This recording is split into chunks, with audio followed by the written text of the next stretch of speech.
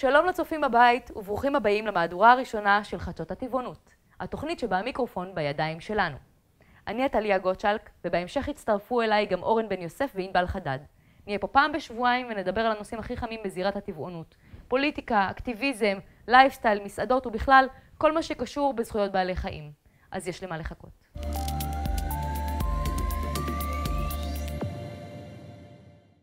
הדיון בוועדת החינוך של הכנסת, אודות שיטות המתת האפרוחים בתעשיית הביצים והתחקיר ששודר בקולבוטק, העלו מחדש את האכזריות הכרוכה בתעשייה לדיון הציבורי. מועצת הלול היא זו אשר מאשרת את הפרקטיקות האכזריות הנכפות על בעלי החיים.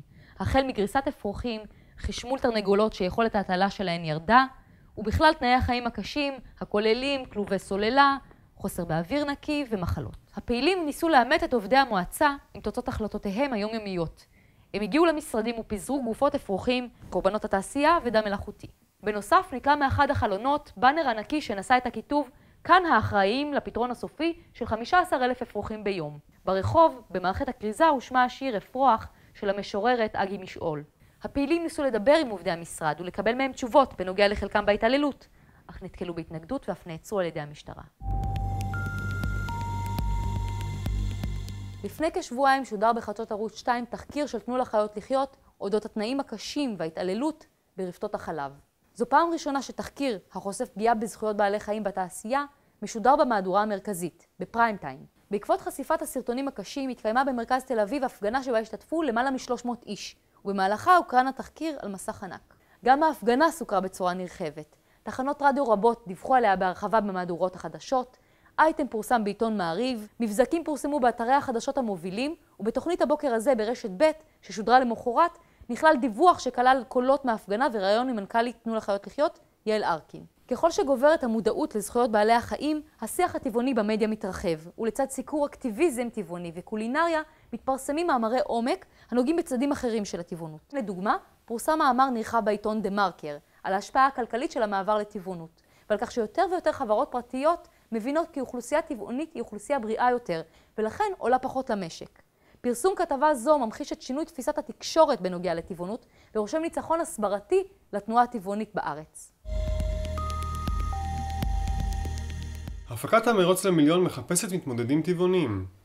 בעונות הקודמות של המרוץ למיליון שודרו משימות הפוגעות בבעלי חיים, כגון מלחמת שברים שגררה ביקורות קשות. בתגובה טענו בהפקה כי השתתפות במלחמת השברים נעשתה כחלק מכבוד לתרבויות שונות. בפרק אחר של התוכנית אולצה מתמודדת צמחונית לאכול בשר כחלק ממשימה. המתמודדת סירבה בהתחלה, אך לבסוף נכנעה ללחצים ואכלה בשר עם דמעות בעיניה. דוגמאות נוספות הן רדיפה ולכידה של גורי חזרזרים מבועלים, בזמן שהם מתפתלים ונאבקים להשתחרר, וכן מיון ולכידה של תנינים. למעשה, טבעונים מלוהקים מתוך ידיעה כי הם עתידים להיות מודחים מהתוכנית עקב הכשלתם במשימה הפוגעת בבעלי החיים. ההפקה מסרבת להתחייב כי תימנע מהתעללות בבעלי חיים, וכך מסתמן כי גם בעונה הבאה של המרוץ למיליון טבעוני יידרש לכך. המנהקת טוענת כי היא בעצמה טבעונית ורוצה להראות שיש טבעונים אתלטיים ומלאי שמחת חיים. החיטוט זריז בבלוג שלה מעלה מספר תהיות באשר להיותה טבעונית. דיונים על טבעונות גוררים לרוב תגובות סוערות ורגשיות, ואין זה מפתיע שבשנים האחרונות הפקות של תוכניות ריאליטי מחפשות מתמודדים טבעוניים שיספקו אקשן וסצנות סוערות. כהרגלה של הקהילה הטבעונית, גם בנושא הזה הדעות חלוקות. יש הקוראים לטבעונים להשתתף בתוכניות ריאליטי, הידועות ברייטינג הגבוה שלהן, על מנת להפיץ מודעות לטבעונות וזכויות בעלי חיים. אך יש הקוראים להחרים אותן עקב חשש מעריכה מסולפת, אשר תציג תמונה סטיגמטית ולא מחמיאה של מי שהקהל בבית רואה כנציג הטבעונות. בנוסף, ההשתתפות בתוכנית מעודדת התעללות וניצול בעלי חיים אינה עומדת בקנה אחד עם ערכי הטבעונות. אז איך הוצגה טבעונות בתוכניות ריאליטי עד היום? ב-2009 לוהק יוסף לעונה השנייה של האח הגדול על תקן הבחור הרוחני, כיאה לסטיגמה על טבעונים. יוסף הוצג כטבעוני, אך לאכזבתנו נתפס מנשנש המבורגר בלי למצמץ. בעונה השלישית של מאסטר שף, תוכנית הריאליטי הכי לא טבעונית שיש, הפציעה מתמודדת מפתיעה, מאיה בן צבי, טבעונית מגיל צעיר, אשר לאורך העונה הכינה בעקביות מנות טבעוניות, יצירתיות ומרשימות שזכו לביקורות מצוינות. אולם ברגע שמאיה סטתה מהעקרונות שלה והחליטה ללא שום לחץ מהשופטים להכין נתח פילה, היא הודחה מהתוכנית. אמנם מנת הבשר הוכנה תוך סלידה מופגנת ובכפפות גומי, אך לפרה שנשחטה לרגע מאורע זה כבר לא עזר. לעומתם, לפני כשנתיים לוהק הטבעוני האקטיביסט דדי שי לעונה השלישית של היפה והחנון. דדי, פעיל בעמותת אנונימוס, נדרש במסגרת התוכנית להשתתף במשימות הכוללות טלטול בעלי חיים שונים, כגון נחשים ועכברים, והעברתם ממיכל למיכל, כאשר במספר מקרים נפלו בעלי חיים מידיהם של המשתתפים. למרות לחצים כבדים אשר הופעלו עליו, סירב דדי לבגוד במצפונו, ובשל כך הודח מהתוכנית. לאחרונה הגישה עמותת תנו לחיות לחיות תלונה פלילית נגד חברת ההפקות של התוכנית, ערוץ 10 ומנחה התוכנית. לפי התלונה, הצילומים ששודרו הם רק תמצית מתוך מסכת התעללות ממושכת שסבלו בעלי החיים לאורך יום הצילומים, שכללה לכאורה שורה של עבירות על החוק, שימוש בבעלי חיים ללא קבלת היתר מטעם משרד החקלאות, תנאי החזקה פוגעניים וגרימת סבל אשר אסורה לצרכי בידור ודינה 3 שנות מאסר.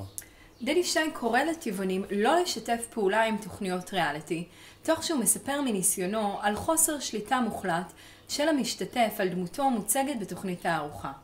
בנוסף טוען דדי כי ללא משתתף טבעוני בתוכנית, ייתכן שההפקה כלל לא הייתה מעוניינת להציב משימה שמבוססת על התעללות בבעלי חיים. ויש גם חדשות טובות. מי מביניכם שעדיין לא עבר לטבעונות מוזמן לקחת חלק בריאליטי הטבעוני הראשון.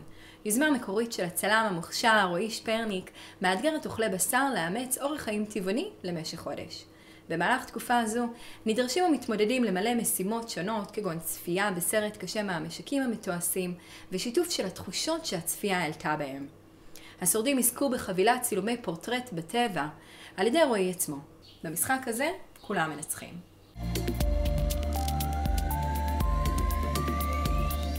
3 ספרי בישול חדשים יצאו לשוק. 3 מתמקדים בבישול טבעוני ובריא. בני סיידה, רחל תל שיר ואביטל סבג קיבצו מתכונים טבעוניים ממגוון הרמות והסוגים. וגם המסעדנית ננה שרייר החליטה להפוך את המסעדה שלה לטבעונית.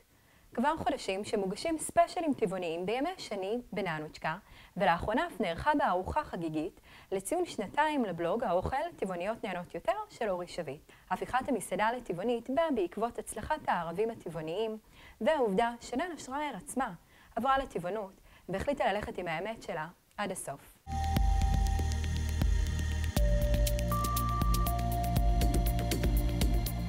מתעניינים רבים באורח החיים הטבעוני חוששים לעשות את הצעד ולהתחיל בתזונה מן הצומח מתוך חשש שרבים מהמאכלים האהובים עליהם אינם טבעונים.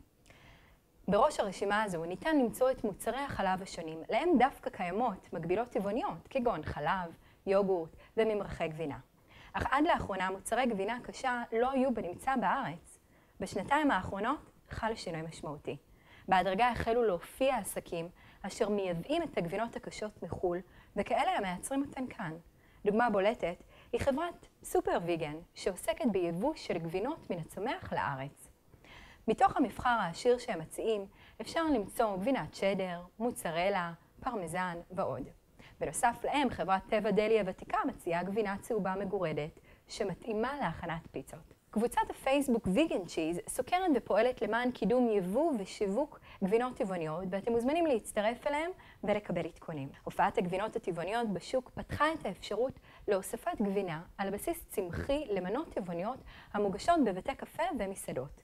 אך גולת הכותרת בנוגע לשימוש בגבינה טבעונית ברשת מסעדות מוכרת הייתה הוספתה של פיצה טבעונית לתפריט של פיצריות שונות וביניהן דומינוס פיצה. מספר הפיצריות אשר מציעות פיצה עם גבינה על בסיס צמחי רק הולכת וגדלה. דוגמה חשובה מן התקופה האחרונה היא השקת הפיצה הטבעונית בידי רשת השווארמה הצמחונית. ובכלל, האינטרנט מציע מתכונים רבים המאפשרים להכין בבית גבינות טבעוניות ממגוון חומרי גלם פשוטים. זהו להפעם. תודה שצפיתם בחדשות הטבעונות. אתם מוזמנים לבקר בדף הפייסבוק שלנו ואל תשכחו לחזור בעוד שבועיים. ניפגש.